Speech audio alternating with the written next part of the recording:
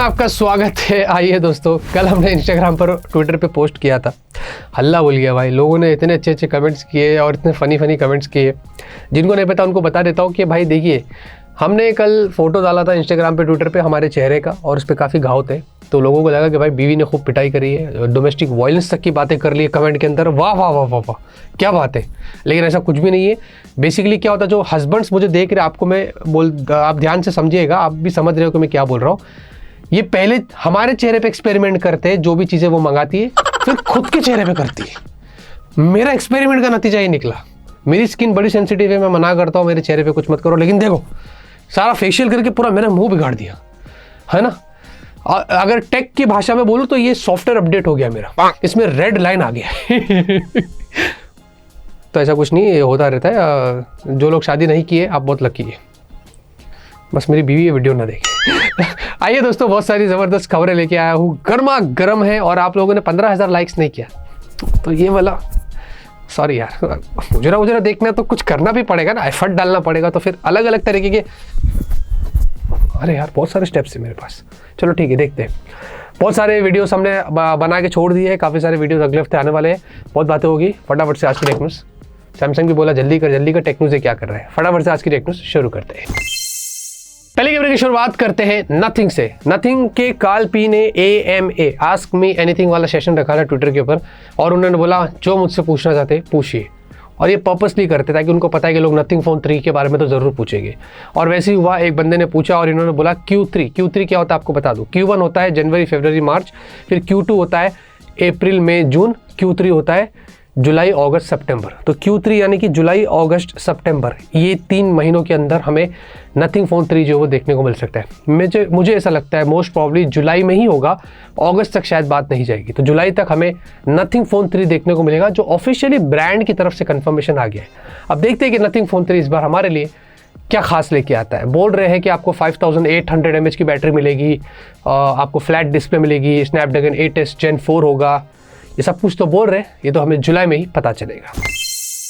Google की तरफ से बड़ी खबर आ रही है। एंड्रॉयड 15 जो भी इस्तेमाल कर रहे हैं, पुराने फ़ोन्स अगर आपके पास है जिनमें 32 GB से कम स्टोरेज है, उनमें एंड्रॉयड 15 सपोर्ट नहीं करने वाला है।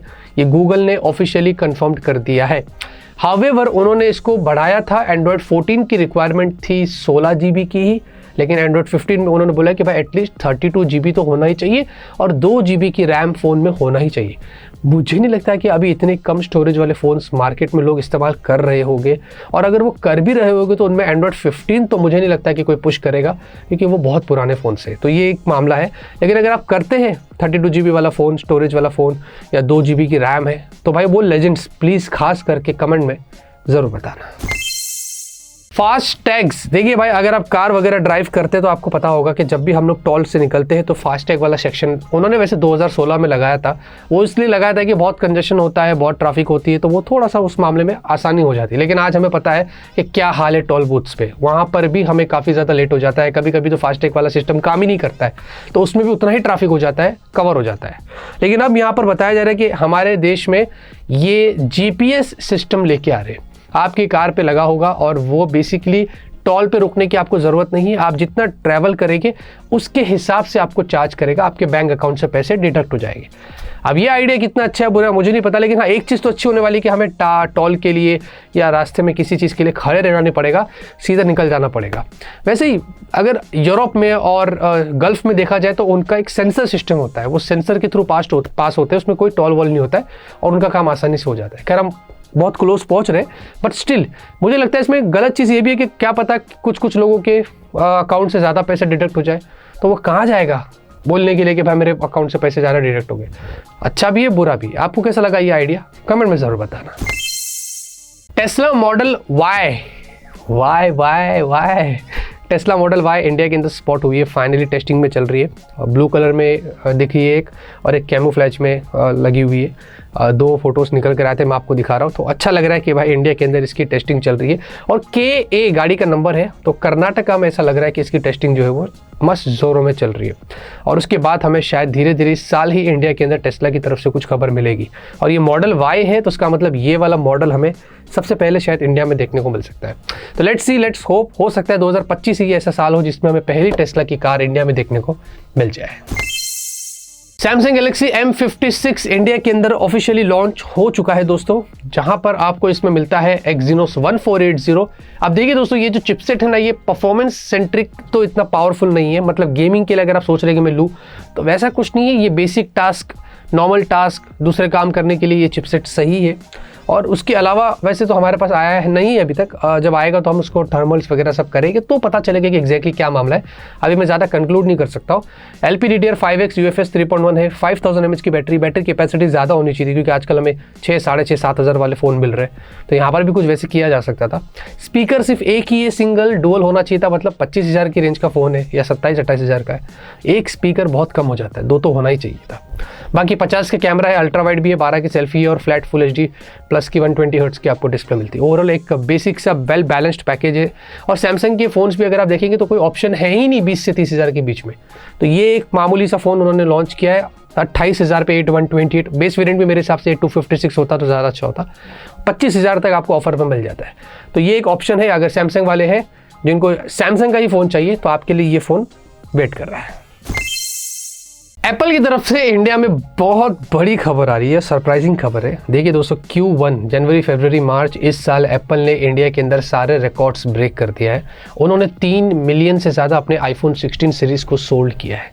इसमें मोस्ट सेलिंग में iPhone 16e भी आ जाता है। कौन है? क्यों है?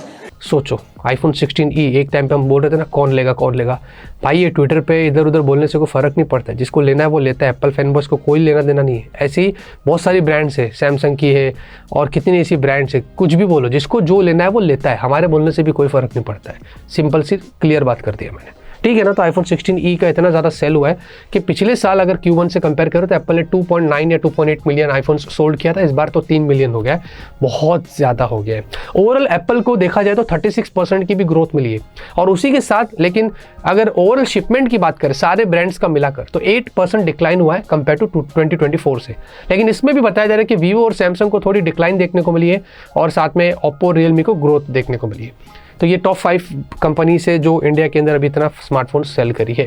वैसे आप मुझे बताइए दोस्तों, iPhone 16 सीरीज़ के बारे में क्या ख्याल है जो इतना सेल करी है? ये बनता है या नहीं बनता है? कमेंट में ज़रूर बताना। CMF Phone 2 Pro की फुल स्पेक्स यहाँ पर ऑलमोस्ट लीक हो गई है। उसमें से 2 चीज़ तो ऑफिशियली कंफर्म्ड हो गई है। एक तो Dimensity 7300 Pro वाली चिपसेट आपको मिलेगी। CMF Phone 1 में भी सेम था, Dimensity 7300। यहाँ पर Pro बोलकर उसको बस लगा रहे और थोड़ा सा मुझे लगता है कि CPU वगैरह भी क्लॉक स्पीड थोड़ी हाई आपको मिलेगी। ये तो जब आएगा तो पता चलेगा। चिपसेट थोड़ी बेटर यूज़ की जा सकती थी। Snapdragon 6 Gen 4 भी अगर लगाते तो अच्छा होता, क्योंकि वो Dimensity 7300 से अच्छी है। एनीवेज, उसी के साथ कैमरा भी इसके पूरे स्पेक्स लीक हो गए, कंफर्म्ड हो गया है। 50 का मेन कैमरा होगा, 50 का टेलीफोटो होगा और 8 का अल्ट्रा वाइड। ये नथिंग फ़ोन 3A वाला पूरा सेटअप है जो CMF Phone 2 Pro में आपको देखने को मिलेगा। और ये अंडर 20,000 की रेंज का स्मार्टफोन हो सकता है, ऐसा लग रहा है। तो मेरे ख्याल से इस सेगमेंट का पहला फ़ोन हो सकता है जिसमें टेलीफोटो और ये सब कुछ आपको मिल रहा है। आई थिंक लावा में भी है, अग्नि 3 समथिंग, उसमें भी टेलीफोटो दिया है। ऐसा कुछ नया नहीं है, बट स्टिल शुरुआत हुई है, अच्छा लग रहा है। बट उसके अलावा बोल रहे हैं कि सिर्फ 5000 mAh की बैटरी है, 33 वाट का चार्जर होगा, ये भी मुझे कम लग रहा है। और फ्लैट 120 हर्ट्ज की आपको एमोलेड डिस्प्ले मिलेगी। तो ये लास्ट की 2 चीज़ें कंफर्म नहीं है, पहले की 2 चीज़ें कंफर्म्ड है। देखते हैं दोस्तों, बेस्ट कैमरा फ़ोन शायद ये बन सकता है अपने हिसाब से, लेकिन इसके बारे में भी ज़्यादा कुछ नहीं कहूँगा। मेरे को सब कुछ पता है, जब आएगा आपको सब बताएंगे। Realme GT8 Pro, भाई GT7 Pro अभी आया है, अभी चल रहा है, लेकिन Realme GT8 Pro भी यहाँ पर उसकी स्पेक्स लीक हो गई है, जिसमें बताया जा रहा है कि 2K वाली आपको डिस्प्ले मिलेगी फ्लैट और 200 मेगापिक्सल कैमरा होने वाला है। वैसे उसमें टेलीफोटो सेंसर होगा 200 मेगापिक्सल का। Snapdragon 8 Elite 2 है और 100 वाट की चार्जिंग, अल्ट्रासोनिक फिंगरप्रिंट स्कैनर और 7000 mAh की बैटरी। तो ये एक टेक है जो यहाँ पर सारी ब्रांड अपना रही है, बड़ी बड़ी बैटरी दे रही है और फ़ोन को स्लिम भी कर रही है। तो GT8 Pro काफ़ी प्रॉमिसिंग लग रहा है। बस सबसे इंपॉर्टेंट चीज़ है प्राइसिंग। GT7 Pro थोड़ा हायर साइड पर था, ये आएगा, बहुत टाइम लगेगा, लेकिन आपको जब आएगा सब बताएंगे। यूपीआई सर्कल, फोन पे ने यहाँ पर एक नया अपडेट और नया फीचर लेके आ गया है, जिसमें क्या होता है कि भाई जैसे कि हम ग्रुप बनाते हैं व्हाट्सएप के ऊपर, याद है ना, एक ग्रुप पे सब लोग होते हैं, वैसे ही एक एडमिन होगा जो यूपीआई सर्कल क्रिएट करेगा, उस पर 4-5 लोगों को वो ऐड कर सकता है। और उसमें क्या होगा कि वो जो बाकी के लोग ऐड होंगे ना, वो जो एडमिन होगा उसके यूपीआई आईडी से पेमेंट कर सकते हैं उसकी हेल्प से। समझ गए आप?